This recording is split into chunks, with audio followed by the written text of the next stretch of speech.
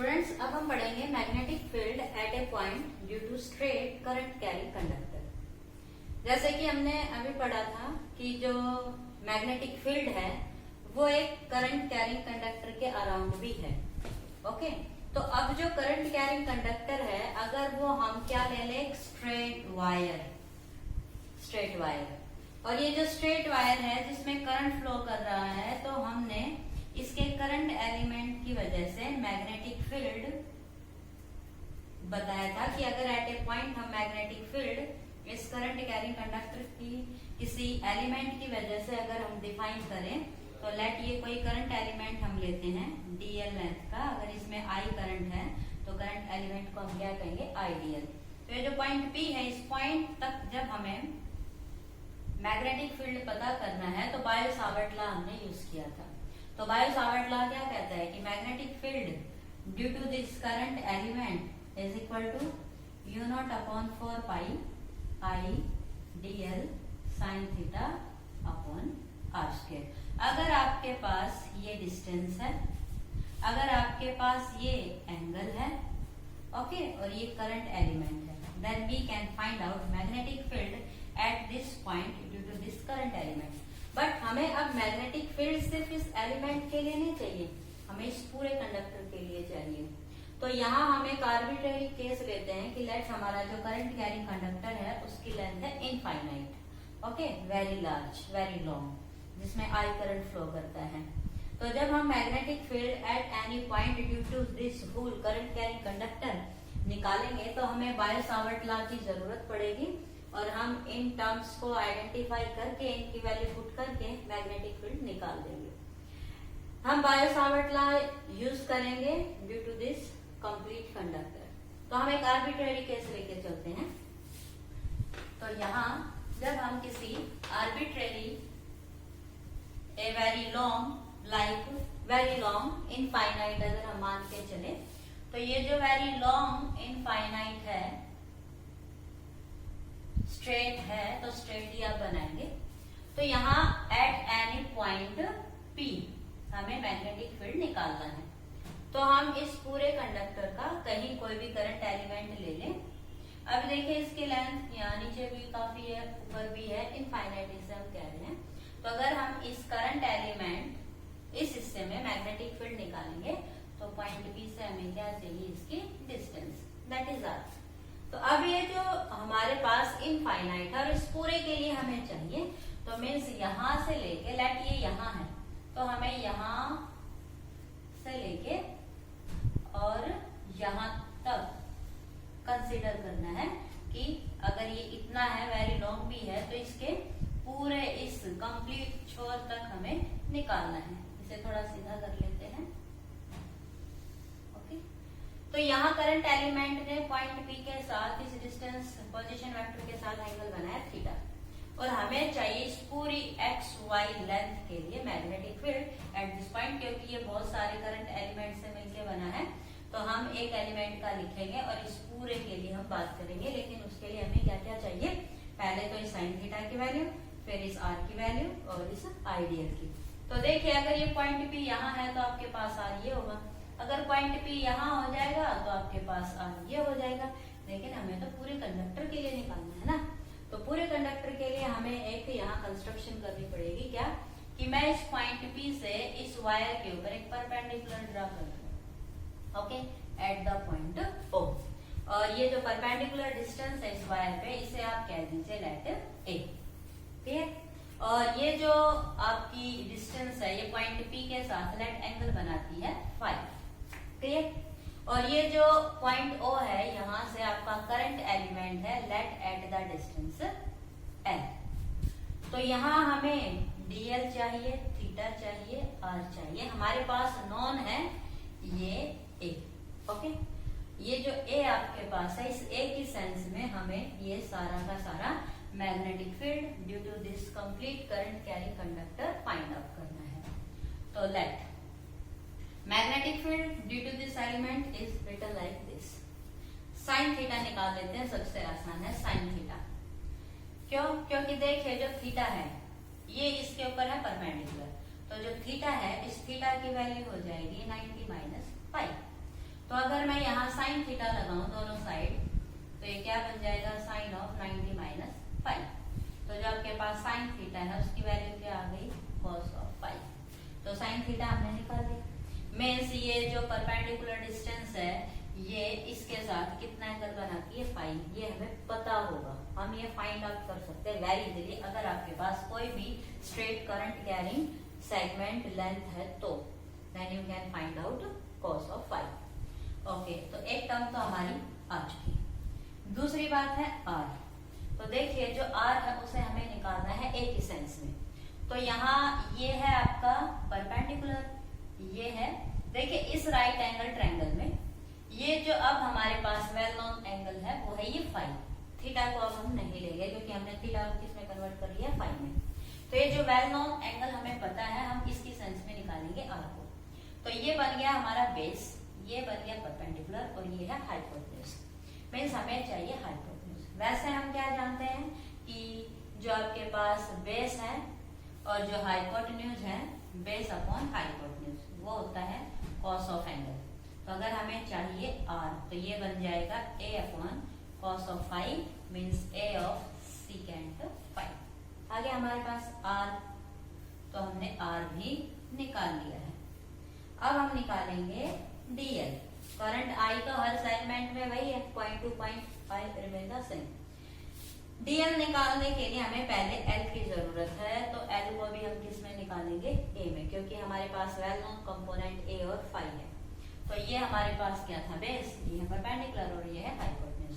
तो ये जो परपेंडिकुलर और जो बेस है इनका जो हमारे पास रिलेशन है वो क्या होता है, टेंजेंट। कि हम अगर लिखें कि परपेंडिकुलर अपॉन बेस क्या होता है, टेंजेंट ऑफ एंगल। तो हमारे पास एल क्या आ गया, ए टेंजेंट ऑफ फाइव। लेकिन हमें चाहिए डीएल। तो डीएल के लिए हम क्या करेंगे, डिफरेंशिएशन ऑन बोथ साइड। तो जब हम इसका डिफरेंशिएशन लेंगे तो यहाँ जो आपके पास डीएल आ गया, तो ये तो कांस्टेंट है, फिक्स है ये वैल्यू, तो हमें पता होगी। तो टेंजेंट ऑफ फाइव का डिफरेंशिएशन होता है सीकेंट स्क्वायर फाइव और फाइव का क्या हो जाएगा, डी फाइव। क्योंकि ये फाइव भी वेरिएबल है इसलिए हमने इसको क्या लिखा है, डी फाइव। क्यों, क्योंकि जब मैं इस एंड की बात करूंगी तो यहाँ हमारे पास जो एंगल है वो ए के साथ क्या है, लेट फाइव है। जब हम इस वाले छोर की बात करेंगे तो पॉइंट पी के साथ यही एंगल क्या है, लेट फाइव। ओके, तो ये हमारा एंगल भी वेरिएबल है क्योंकि डीएल यहाँ है तो हमारे पास एंगल है फाइव, और अगर ये डीएल यहाँ होता तो एंगल कितना बन जाता, फाइव है। और अगर ये एलिमेंट इधर होता तो हमारे पास एंगल क्या बन जाता, पी के साथ फाइव। तो कहने का मतलब हमारे पास जितने भी इस कंटेंट में थे वो सारे हम निकाल चुके हैं, बस हमें इनकी वैल्यू पुट करनी है and then your concept will clear. तो फटाफट इनकी वैल्यू पुट हम कर देंगे। तो first of all your dB is u0 upon 4 pi I। dl क्या था, a secant square phi into d phi अब into sin of theta। sin theta क्या आया है, cos of phi। हटा दीजिए, dl भी लिख लिया और sin theta भी लिख लिया। अब हमें क्या लिखना था, r upon r square. r क्या है, a secant of five. Square है तो हम क्या कर देंगे, दोनों साइड स्क्वायर। तो आपके पास डीएल भी आ गया, साइन थीटा भी आर स्क्वायर। अब आप सॉल्व कीजिए। तो जब हम इसे सॉल्व करते हैं तो हमारे पास क्या आएगा, देखिए d B will be u0 upon 4 pi I, A से cancel, that is our upon A. Second square से सेकेंड स्क्वायर कैंसिल, आपके पास बच गया cos of five into d five. तो ये तो था dB for a small element. हमें चाहिए B for this whole length complete L। Okay, तो जब इस कंप्लीट L की हम बात करेंगे तो हमें इसका क्या करना पड़ेगा, डिफरेंशिएशन। और यहाँ हमारी इस कंप्लीट लेंथ के लिए पॉइंट P जो मैग्नेटिक फील्ड है वो हमारे पास वेरिएबल कंपोनेंट क्या है, 5। तो यहाँ हमारा जो इंटीग्रेशन होगा वो किस पे होगा, 5 पे। तो यहाँ जो इंटीग्रेशन ऑफ dB है वो क्या हो जाएगा, B u0 अपॉन 4 पाई आई अपॉन ए आपके पास कांस्टेंट है और इंटीग्रेशन लग जाएगा एंगल पे। तो यहाँ जो फाइव है वो है 5 से 5, लेकिन ये बिलो में है तो आप इसे क्या लिखेंगे, नेगेटिव, और ये जो अबव में इसे आप क्या लिखेंगे, पॉजिटिव। तो ये जो लिमिट होगी ये होगी -φ1 से +φ2। यहाँ जो आपके पास b आ गया वो बन गया u0/4π I/a और cos फाइ का जो इंटीग्रेशन होता है वो होता है sin ऑफ फाइ।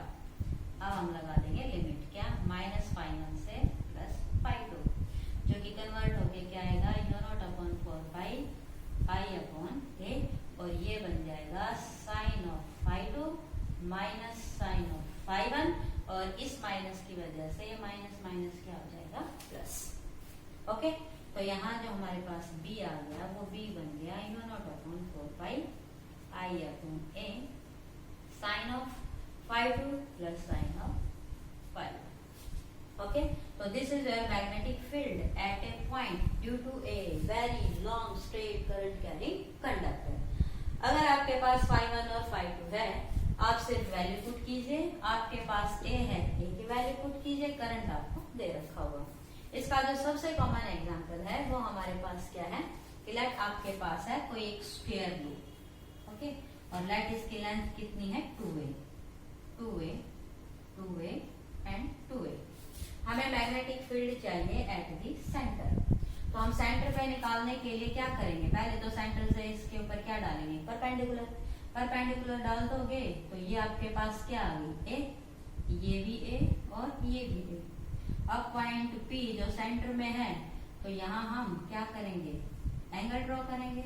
ये एंगल कितना हो जाएगा स्क्वायर है तो 45 और ये एंगल भी क्या हो जाएगा 45। तो देखिए हमारे पास AB है क्योंकि length of side of square दे रखी होगी। अब सेंटर पे क्योंकि डायगोनल्स जब मिलते हैं तो परपेंडिकुलर पे बाइसेक्ट करते हैं तो हमारे पास एंगल भी आ गए 45। तो अब आपके पास φ1 भी है φ2 भी है। करंट आपको दे रखा होगा कि let in this loop current is flowing I। अब क्योंकि हमें कंप्लीट लूप के लिए चाहिए तो हम पहले निकालेंगे इस पार्ट के लिए, फिर इस पार्ट के लिए, फिर इस पार्ट के लिए, फिर इस पार्ट के लिए, चारों के लिए हमें निकालना पड़ेगा। लेकिन अलग अलग से निकालने के बजाय आप सिर्फ एक के लिए निकाल लीजिए क्योंकि जो एक का होगा वही इसका होगा, वही इसका होगा, वही इसका होगा क्योंकि सेंटर में ये सबसे इक्विडिस्टेंस है और चारों साइड बराबर है। तो आप 1 का निकालेंगे 4 से मल्टीप्लाई कर देंगे तो for this complete loop you can find out your magnetic field at the centre of loop. Clear है? तो यहाँ जो φ1 φ2 है ये आपके पास होंगे, I आपके पास होगा, A आपके पास होगा, u0/4π आपके पास है 10⁻⁷ देन वेरी इजीली। अब यहाँ हमारे पास आते हैं स्पेशल केस। स्पेशल केस में एक केस तो यही है कि अगर ये जो आपका पॉइंट P है ये किसी एक किनारे की साइड हो, अगर हम इसको इसके इधर ले जाएं इधर, ओके तो क्योंकि ये वेरी लॉन्ग है इनफाइनाइट है तो जो आपका ये एक एंगल है φ1 अगर इसे हम दूसरी साइड लेके जाते हैं तो एक एंगल तो आपके पास बन जाएगा 90 और जब एक साइड में है तो आपके पास एंगल बन जाएगा 0। ओके तो जब हमारे पास ऐसा होगा तो यहाँ आपकी जो कंडीशन होगी वो B क्या बन जाएगा u0/4π I/a और sin ऑफ 90 कितना होता है 1। तो ये आपके पास केस बन जाएगा कि अगर ये किसी एक किनारे की तरफ हो तो। ओके अब हम बात करेंगे कि अगर ये इनफाइनाइट लॉन्ग हो, ओके और ये इसके बिल्कुल बीचों बीच हो। अब ये बीचों बीच और ये इनफाइनाइट लॉन्ग है तो ये एंगल बढ़ता जाएगा। ओके और ये एंगल बढ़ता बढ़ता यहाँ φ1 φ2 की कंडीशन हमारे पास क्या आ जाएगी 90। तो जब आपके पास दोनों ही एंगल क्या हो 90 डिग्री के तब हमारे पास जो P है वो क्या बन जाएगा u0/4π and this is our I/a sin 90 plus sin 90 1 + 1 क्या बन गया 2। तो this will be u0/4π 2 I/a। So this is your magnetic field when both angles become 90। Clear है? So this is your magnetic field due to a straight current carrying conductor of a infinite length। अब हम बात करेंगे Biot-Savart law को ही use करके magnetic field at the centre of A loop current carrying circular loop. तो देखिए जो current carrying circular loop है जिसकी रेडियस है a, ओके अगर हमें इसके सेंटर पे मैग्नेटिक फील्ड निकालना है एट द पॉइंट P, अगर हमें यहाँ निकालना पॉइंट P हमारा इसके सेंटर पे हो, तो देखिए यहाँ जो सर्कुलर वायर है, सर्कुलर कॉइल है, इसका हर पार्ट अगर मैं एलिमेंट लेके चलूं, ओके, तो ये जो हर पार्ट है यहाँ इसके ऊपर अपना इफेक्ट दिखाएगा। तो ये जो आपके पास एलिमेंट है ये सेंटर के साथ, अगर ये A बहुत छोटा है तो let this is perpendicular to this, तो angle between DL to this हो गया 90 डिग्री। तो यहाँ जब हम dB लगाएंगे तो that is u0 upon 4 pi I dl sign theta upon r square. तो जो थीटा है वो एक करंट एलिमेंट के लिए क्या हो जाएगा 90 डिग्री। तब आपके पास dB क्या बन जाएगा u0 upon 4 pi I dl, और साइन 90 क्या होता है 1 अपॉन r स्क्वायर, और r आपके पास क्या है a, इसका स्क्वायर। अब क्योंकि हमें एक एलिमेंट के लिए नहीं सब के लिए चाहिए, सभी के लिए, ओके, तो जब हम पूरी लूप की बात करेंगे तो यहाँ हमें क्या करना पड़ेगा इसका इंटीग्रेशन।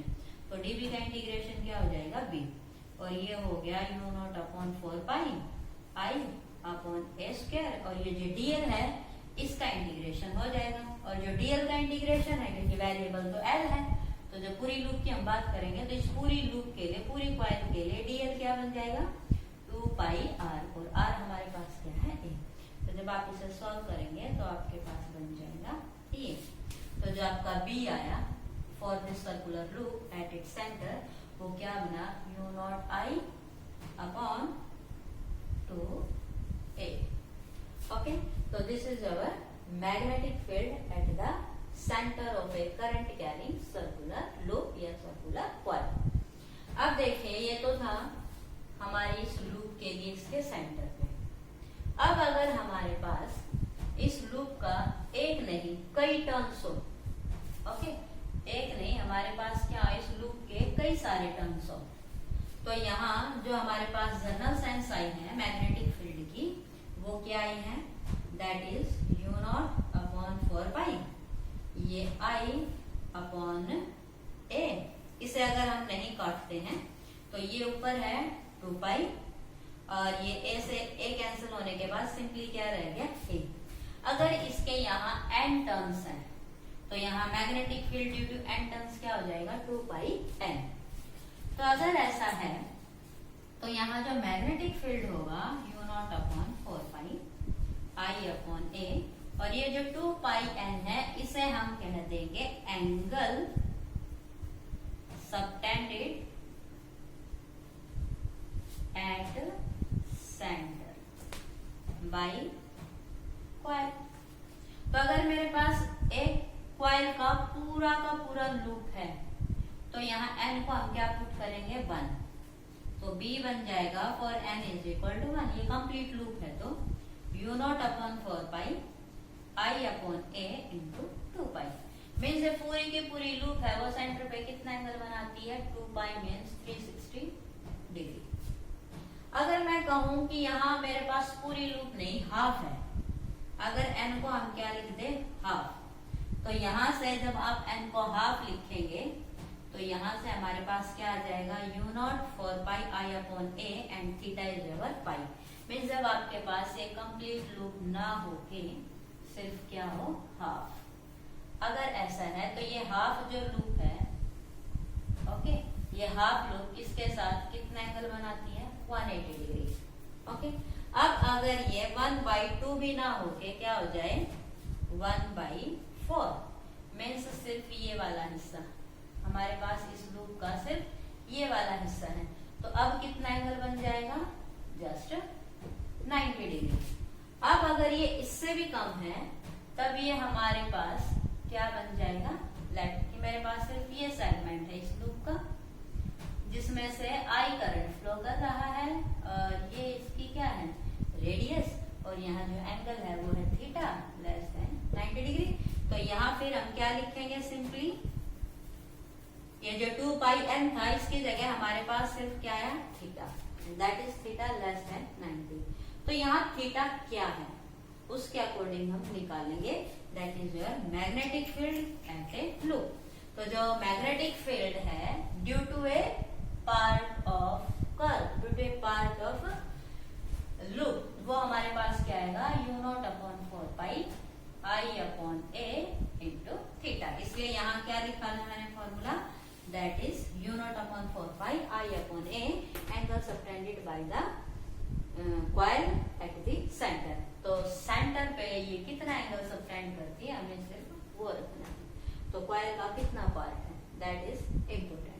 अगर पूरी कॉइल है तो कोई दिक्कत नहीं थी, हमारे पास सिंपली आंसर क्या आ गया था, that u0 upon 4 pi I upon A and that is अवर 2 पाई। 2 पाई से हमने इसे कैंसिल कर दिया था, तो हमारे पास क्या बन गया था, अगर कंप्लीट लूप थी और उसका 1 ही टर्न था तो हमारे पास क्या बन गया था, u0 अपॉन 2a इंटू आई। तो ये बड़ा इंपॉर्टेंट आपके पास है, एंगल वाइज भी और पूरी लूप के लिए भी। तो कंप्लीट सर्कल है एट द सेंटर, तो ये वाला, और कोई पार्ट है, सेगमेंट है, तो हमें सिर्फ एंगल का पता होना चाहिए, देन दिस इज इम्पोर्टेंट। तो दोनों ही टॉपिक बहुत इंपॉर्टेंट है और उन पे बेस्ड प्रॉब्लम्स हमेशा आई हैं कॉम्पिटिटिव्स में भी और आपके एग्जाम में भी। अब इसकी हमें जरूरत पड़ेगी, ये आपको याद रखना है, क्योंकि इसी चैप्टर में अब हम आगे जब पढ़ेंगे magnetic field due to a coil in the sense of Ampere circuit law, हमारे पास एक और कॉन्सेप्ट है बायो सावर्ट लॉ के अलावा मैग्नेटिक फील्ड निकालने का, that is ampere circuit law. तो उस एम्पियर सर्किट लॉ में हमें लूप के लिए जब कंसिडर करना पड़ता है तो हमें इस फॉर्मूले को याद रखना होगा। तो very important for the next concept also. तो अभी हम बात करेंगे बायो सावर्ट लॉ के अकॉर्डिंग, एक टॉपिक आपका और बचता है, और वो क्या कहता है कि हमें अब मैग्नेटिक फील्ड निकालना है due to a coil on its axis, कि हमारे पास एक करंट कैरिंग कॉइल है, ओके, और इसके एक्सिस पे मीन्स जो कॉइल होती है उस कॉइल के सेंटर से जो लाइन पास होती है उस लाइन पे किसी पॉइंट पे हमें निकालना है, तो that is called magnetic field on the at the axial line of coil। तो जो सर्कुलर कॉइल है इसके एक्सिस पे सेंटर से होती हुई जो लाइन जाती है उस एक्सिस पे कोई पॉइंट है, उस पॉइंट पे हमें मैग्नेटिक फील्ड निकालना है इस पूरी कॉइल की वजह से। तो देखिए ये पूरी कॉइल है, एक पॉइंट पे हमें निकालना है, तो हम फिर से वही dB निकालेंगे for a small current element. तो स्मॉल करंट एलिमेंट के लिए हम निकालेंगे, तो ये जो स्क्वायर है इसकी रेडियस है लेट ए, तो इसकी रेडियस है ए, और ये जो सेंटर से एक्सियल लाइन पे जो पॉइंट है उस पॉइंट की डिस्टेंस क्या है लेट एक्स। अब क्योंकि हमें बायो सावर्ट लॉ लगाना है पूरी कॉइल की बजाय हम पहले एक सेगमेंट के लिए निकालेंगे, तो इस सेगमेंट के लिए पॉइंट पी से जो हम डिस्टेंस लेते आए हैं वो क्या है लेट आर, ओके। तो अब जो मैग्नेटिक फील्ड है ड्यू टू दिस कॉइल वो हम 10th क्लास में पढ़ चुके हैं, क्योंकि यहाँ डायरेक्शन फैक्टर की जरूरत पड़ेगी, क्योंकि पॉइंट पी एक्सियल लाइन पे है, तो यहाँ जो हर सेगमेंट है वो अपना रोल प्ले करेगा। तो यहाँ क्योंकि बी वेक्टर है और वेक्टर की अपनी एक डायरेक्शन है, इसलिए हमें डायरेक्शन का पता होना चाहिए कि बी अगर होगा इन सभी लूप्स के लिए तो उसकी एक नेट डेफिनेट डायरेक्शन क्या होगी। तो देखिए जब कोई करंट कैरिंग वायर में करंट फ्लो करता है तो उसके लिए हमने मैग्नेटिक फील्ड लाइंस पढ़ी थी। तो जो मैग्नेटिक फील्ड लाइंस उनकी डायरेक्शन क्या होगी इन द सेंटर साइड इस करंट कैरिंग लूप की वजह से। तो वो जो हमारा राइट हैंड थंब रूल था उसके अकॉर्डिंग अगर हम इस पॉइंट पे देखें करंट अपवर्ड है, तो इस स्ट्रेट कंडक्टर अगर हम इस सेगमेंट को माने तो फील्ड लाइंस क्या थी सर्कुलर, और वो भी क्या एंटी क्लॉकवाइज, मीन्स जैसे जैसे अंदर जाएंगी इनकी डायरेक्शन होगी। सेम इस पार्ट के लिए अगर मैं एक एलिमेंट मानूं करंट की डायरेक्शन डाउनवर्ड है तो वही सर्कुलर लूप, लेकिन अब करंट की डायरेक्शन जो फील्ड लाइंस की डायरेक्शन है वो क्या हो जाएंगी क्लॉकवाइज, मीन्स जैसे जैसे हम सेंटर की तरफ आएंगे, क्योंकि ये on the axle line centre से जो लाइन पास होती है तो फील्ड लाइंस की डायरेक्शन हमें सेंटर के रिस्पेक्ट देखनी है। तो जो सेंटर वाला हिस्सा है सेंटर वाले हिस्से में देखिए इधर वाली भी ऊपर की तरफ है और इस साइड वाली भी ऊपर की तरफ है, तो जो बीचों बीच वाला हिस्सा होगा इसमें अगर हमारे पास एक सर्कुलर कॉइल है उसके सेंटर के with respect magnetic field lines हमें देखनी है, तो जो फील्ड लाइंस की डायरेक्शन होगी अगर करंट है क्लॉकवाइज तो ये क्या था ऊपर की तरफ, और अगर करंट है एंटी क्लॉकवाइज तो फील्ड की डायरेक्शन होगी डाउनवर्ड। तो सारी की सारी फील्ड लाइन सेंटर की तरफ हमें क्या लगती है कि वो ऊपर की तरफ आ रही है, तो this is perpendicular to its plane. तो ये कॉन्सेप्ट अगर हमारा है तभी ये हमारे पास हो पाएगा। तो ये हमें याद रखनी है कि जो ये हमारे पास सेंटर है इस एक्सिस पे बाहर की तरफ होती है, और वो हम अभी निकालेंगे भी, निकलेगा भी। कि कैसे बाहर की तरफ है। तो क्योंकि ये वेक्टर है, वेक्टर का कॉन्सेप्ट हम ध्यान रखेंगे तो ये हमें इजीली पता चल जाएगा। तो देखिए जो आइडियल है पॉइंट P, ओके, इसकी डिस्टेंस क्या लेते आ रहे हैं हम r। तो हम पहले इस एलिमेंट के लिए बात करेंगे dv। तो dv था u0 upon 4 pi I dl sine theta upon r square. तो देखिए यहाँ जो एंगल बनेगा इसके साथ, ये अगर a बहुत छोटा हो, हम ये मान के चलते हैं a इज वेरी स्मॉल, तो ये एंगल इस एंगल के ये जो एंगल होगा इस पॉइंट के साथ क्या होगा 90 degree. If a is very small as compare to x, तो जो आपके पास थीटा है वो क्या मिलेगा लगभग 90। तो यहाँ जो साइन ऑफ 90 है वो क्या बन जाएगा 1। तो ये हम अपनी प्रॉब्लम को थोड़ा सा इजी कर लेते हैं। तो ये कॉन्सेप्ट थोड़ा सा आपके पास लाइट बन जाएगा और सॉल्व करने में आसानी होगी। तो u0 upon 4 pi ideal upon r square. तो साइन थीटा को तो हमने क्या रख दिया साइन 90 दैट इज 1। तो यहाँ से तो छुटकारा मिला। अब हमें चाहिए r और dl।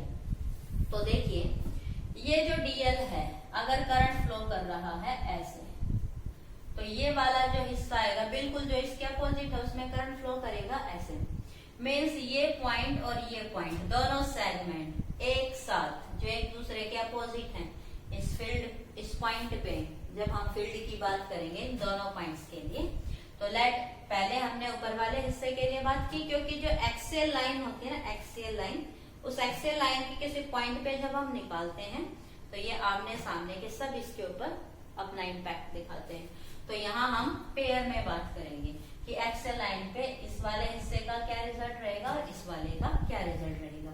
तो देखिए जब ये वाला है इस पे हम कंसीडर कर रहे हैं पॉइंट P पे, तो जो मैग्नेटिक फील्ड होगा ना इस पॉइंट पे उसकी डायरेक्शन होती है इस एक्सियल लाइन के परपेंडिकुलर। ये जो इसका प्लेन है इस प्लेन के क्या होगी परपेंडिकुलर। तो यहाँ इसे हम क्या लेंगे इसकी डायरेक्शन को परपेंडिकुलर। ओके, तो ये आ गया dB फॉर दिस लेंथ, तो आप इसे कह दीजिए dB1।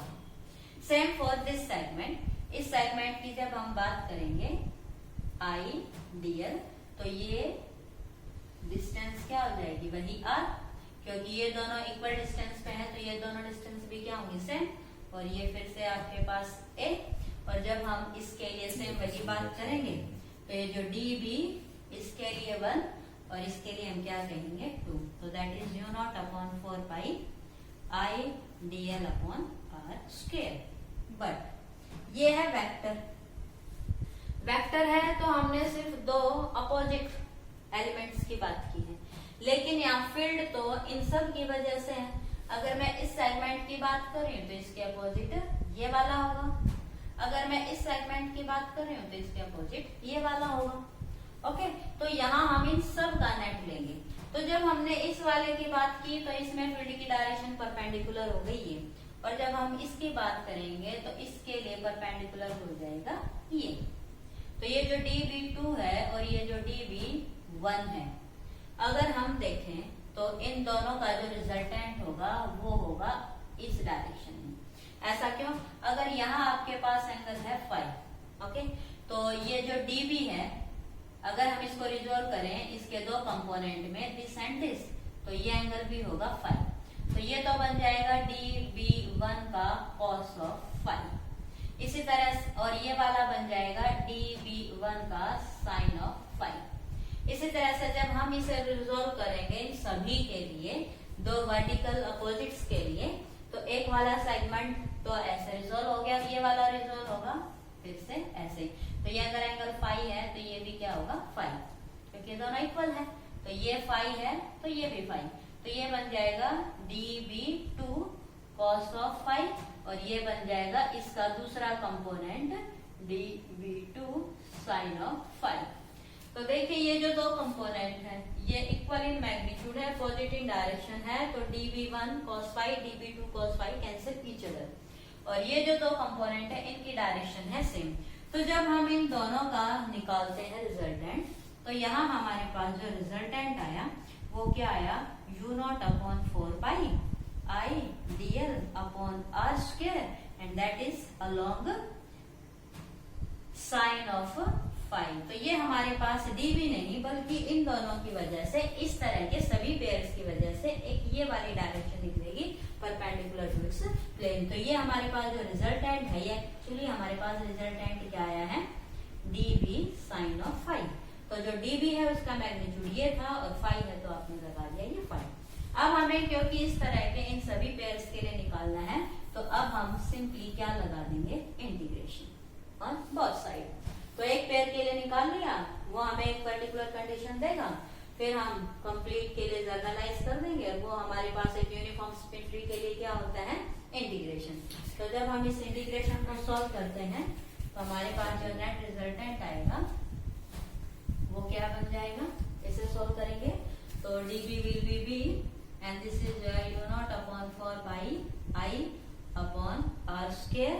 और ये जो अब आपके पास साइन फाई है और ये जो dl है इसे हम निकालेंगे। तो जो आपके पास dl आएगा वो तो इंटीग्रेशन में टोटल क्या बन जाएगा आपके पास, इसका पूरा का पूरा सरकमफ्रेंस। तो जो इंटीग्रेशन होगा वो dl पे है और ये क्या बन जाएगा 2 पाई r। और ये जो 2 पाई r है, यहाँ हमारे पास r क्या है a, तो 2 पाई r। ये r हमने ले लिया ये, तो इसकी जो रेडियस है वो हमारे पास क्या रहेगी a। अब रह गया आपके पास साइन ऑफ 5। तो देखिए r वेरिएबल है हर एक के लिए, और ये मान के चलिए कि r अगर हमारे पास नहीं है तो हमारे पास a है और x है। तो हम इस r को a और x की फॉर्म में निकाल लेते हैं कि हम इस r को कहाँ उठाए फिरेंगे किसी किसी अलग अलग सेगमेंट के लिए, तो हम r को कॉमन कर लेते हैं इस a और x में। तो जब हम r की बात करेंगे तो r क्या होता है, इस राइट एंगल ट्रायंगल का हाइपोटेन्यूज, और वो क्या होता है under the root a square plus x square. तो यहाँ जो r स्क्वायर है वो बड़ा सिंपल बन गया आपके पास, r तो था रूट और स्क्वायर करोगे तो ये रूट कैंसिल, ये बन जाएगा a square plus x square. अब बात है साइन फाई की, तो आप इसी राइट एंगल ट्रायंगल से साइन फाई निकाल लीजिए। जो साइन फाई है वो क्या होता है, परपेंडिकुलर अपॉन हाइपोटेन्यूज। परपेंडिकुलर है a और हाइपोटेन्यूज है a square plus x square. तो जो आपके पास b होगा वो बन जाएगा u0 upon 4 pi I 2 pi a square upon इसकी पावर 1 और इसकी पावर हाफ। तो ये सिंपली क्या बन जाएगा, इसकी पावर नेट रिजल्ट। सिंपली ये हमारे पास होगा net magnetic field at the point P on the axial line of this coil. तो अब इसे हम थोड़ा सा और जनरलाइज करते हैं। कैसे, देखिए अगर ये A बहुत छोटा है, हम A को x के कंपैरिजन में बहुत स्मॉल मान के चलते हैं, तो इस x स्क्वायर की वैल्यू तो a स्क्वायर से और बहुत ज्यादा हो जाएगी, क्योंकि हमने पहले ही माना था कि let a is very small as compare to x, तो x square is very very large as compare to a square. तो हम इस a स्क्वायर को क्या मान लें, लगभग 0, नेग्लिजिबल, रिजेक्ट कर दो इसे। तो जब हम इसको नेग्लिजिबल मानते हैं तो b हमारे पास क्या आ जाएगा, u0 upon 4 pi I 2 pi a square, और ये बन जाएगा x स्क्वायर की पावर 3/2। तो 2 से 2 कैंसिल, तो हमारे पास आंसर आया x क्यूब। ओके, और ये जो है पाई r square means pi and radius का स्क्वायर, तो वो कहा जाता है सर्कल का एरिया। तो पाई a स्क्वायर को आप क्या लिख सकते हैं, एरिया ऑफ द सर्कल। तो यहाँ पाई a स्क्वायर आपके पास सिंप्लीफाई हो जाएगा और वो क्या बन जाएगा, एरिया। अब ये जो I इंटू a है इसको भी सिंप्लीफाई कर लो। I इंटू a को कहा जाता है मैग्नेटिक डाइपोल मोमेंट। कि जो मैग्नेटिक फील्ड है उसकी एक प्रॉपर्टी होती है मैग्नेटिक डाइपोल मोमेंट, जो अगले चैप्टर में आएगा उसे हम पढ़ेंगे मैग्नेट के केस में। लेकिन क्योंकि करंट कैरिंग वायर है उसके बाद भी मैग्नेटिक फील्ड है, तो हम यहाँ इस टर्म को, इस कैलकुलेशन को सिंप्लीफाई करने के लिए यूज कर लेते हैं। अदरवाइज आप इसे ऐसे भी छोड़ सकते हैं, क्योंकि आपके पास a तो हो गई और यहाँ हमारे पास कॉन्सेप्ट क्या आया था, पाई a स्क्वायर। तो नो प्रॉब्लम, आप चाहे तो इसको एज इट इज छोड़ सकते हैं और चाहे तो आप इसकी जगह ये वैल्यू रख सकते हैं कि u0 अपॉन 4 पाई 2 m अपॉन x क्यूब। तो एक फॉर्म इसकी आ जाएगी ये।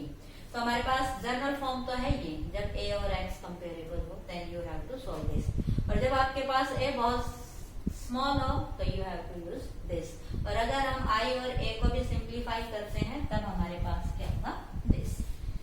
अब यहाँ एक और है, क्या कि अगर हम ये कहें कि जो ए है वो लार्ज है और एक्स है वो बहुत स्मॉल है, मीन्स पॉइंट पी बिल्कुल सर के इसके पास आ जाए सेंटर की तरफ, मीन्स अगर एक्स स्मॉल हो तो हमारे पास ए स्क्वायर लार्ज होगा एक्स स्क्वायर से, तो हम एक्स स्क्वायर को क्या कह सकते हैं, नेग्लिजिबल स्मॉल मीन्स 0। इसे निकालो यहाँ से, तब हमारे पास क्या बन जाएगा, यही concept, that is u not upon 4 pi and this is i 2 pi A square, और जो नीचे था ए स्क्वायर की पावर 3/2 वो हमारे पास अब क्या बच जाएगी, सिंपली ए स्क्वायर। तो यहाँ ए स्क्वायर से ए स्क्वायर भी कैंसिल, तो ये हमारे पास वही ए क्यूब है, नीचे ए क्यूब और ऊपर क्या था ए स्क्वायर, तो ए स्क्वायर से ए क्यूब कैंसिल हो गया, हमारे पास क्या गया ए। ओके, तो जब ये बिल्कुल इसके पास आ जाता है सेंटर पे, तो इससे पहले वाला टॉपिक हमने पढ़ा था कि magnetic field at the centre due to a coil, तो वो यही आया था, तो दिस इज सेम। तो जनरलाइजेशन रहेगी आपके पास ये, और इसके अलावा आप जैसे इसे मॉडिफाई करना चाहें यू कैन सॉल्व। तो अब जो आपका कई एग्जाम्स में, कई कॉम्पिटिशन्स में क्वेश्चन आते हैं, अगर हमारे पास कोई एक लूप ना होके दो लूप हो, ओके, एक ऐसे हो और एक ऐसे हो, तब बताइए मैग्नेटिक फील्ड क्या होगा। तो पहले तो हम निकालेंगे इसके लिए, फिर हम निकालेंगे इसके लिए। अब क्योंकि मैग्नेटिक फील्ड की डायरेक्शन होती है इनके परपेंडिकुलर, तो लेट ये जो लूप थी अगर इसमें करंट फ्लो कर रहा है इस तरह से, तो मैग्नेटिक फील्ड की डायरेक्शन क्या होगी, इस तरह से। तो ये आपका आ गया पहले लूप के लिए मैग्नेटिक फील्ड B1 की डायरेक्शन। इसी तरह से अगर इस लूप में करंट फ्लो कर रहा है ऐसे, तो ये अगर हम यहाँ से देखें तो क्लॉकवाइज दिख रहा है, तो यहाँ मैग्नेटिक फील्ड की डायरेक्शन क्या होगी, ऐसे। तो दूसरी लूप के लिए मैग्नेटिक फील्ड क्या हो गया, B2। तो अब यहाँ दो लूप है और हमें सेंटर पे चाहिए, तो दोनों एक दूसरे के परपेंडिकुलर हैं, क्योंकि दोनों लूप एक दूसरे के परपेंडिकुलर हैं, लेकिन जो रिजल्टेंट मैग्नेटिक फील्ड होगा वो इन दोनों का रिजल्टेंट क्या होगा, बाई पैरेललोग्राम का। तो हमारा जो रिजल्टेंट फील्ड होगा उसकी डायरेक्शन होगी ये, कि दो करंट कैरिंग लूप है एक दूसरे के परपेंडिकुलर है, तो नेट मैग्नेटिक फील्ड ना ये होगा ना ये होगा, बल्कि इनका रिजल्टेंट क्या होगा, दिस वन, योर बी। तो जब हम बी का मैग्नीट्यूड निकालेंगे तो बी क्या हो जाएगा, बी का मैग्नीट्यूड हो जाएगा अंडर द रूट, क्योंकि दोनों एक दूसरे के परपेंडिकुलर है, और हम वेक्टर में पढ़ चुके हैं कि जब दो वेक्टर एक दूसरे के परपेंडिकुलर हो तो उनका मैग्नीट्यूड कैसे आता है, तो this will be like this. लेकिन अगर ये एक दूसरे के परपेंडिकुलर ना हो एट सम एंगल, तब क्या बनेगा हमारे पास, तब हम लिखेंगे ये, अगर इनके बीच में कोई और एंगल है तब हमारे पास फॉर्मूला बनता था ये, okay, this is our cos of theta. तो ये वाला आप लगा देंगे। तो कहने का मतलब ये है कि जैसे ही आपके पास कंडीशन होगी, अगर आप magnetic field due to a loop जानते हैं, देन इन एनी केस